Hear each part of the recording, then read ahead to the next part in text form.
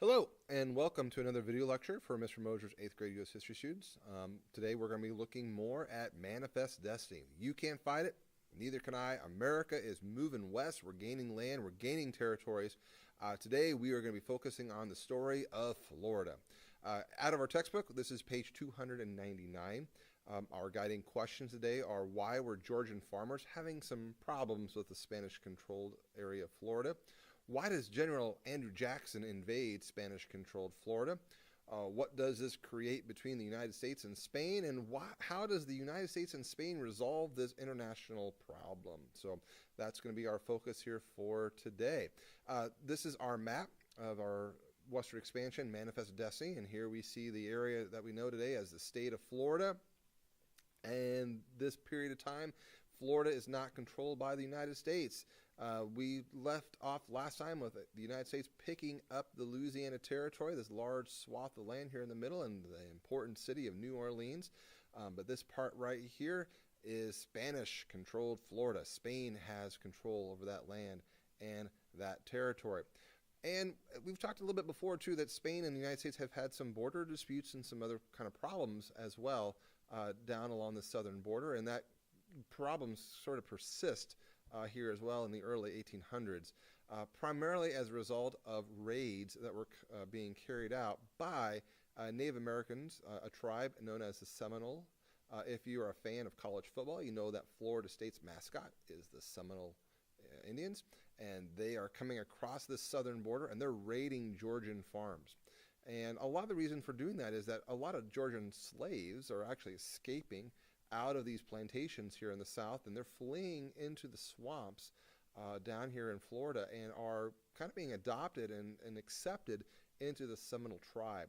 And so you have this kind of interesting mix of runaway slaves coming here into Florida, and then you have these Native Americans and African Americans coming across the border into these plantations, kind of destroying plantations and burning down the fields, and also bringing back family members, former slaves, and back into Florida as well. So you've got this kind of growing tension between this boundary here between Spanish Florida and the southern part of the United States. So the president at the time sends down General Jackson, Andrew Jackson, and his job primarily was to provide security along that southern boundary. But Jackson was getting frustrated that these raiders were coming across the border.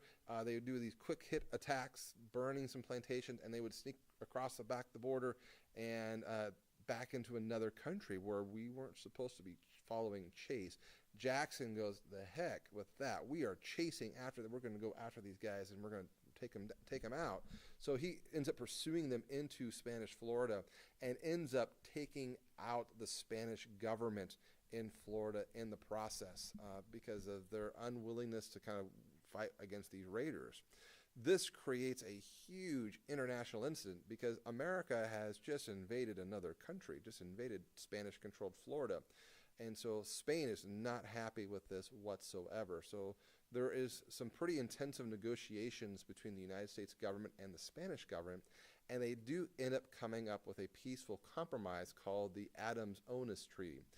In this particular treaty, the United States gains control over Florida, which pretty much they had control anyway because of Jackson invading that land and that territory. The Spanish government was pretty much driven out anyway.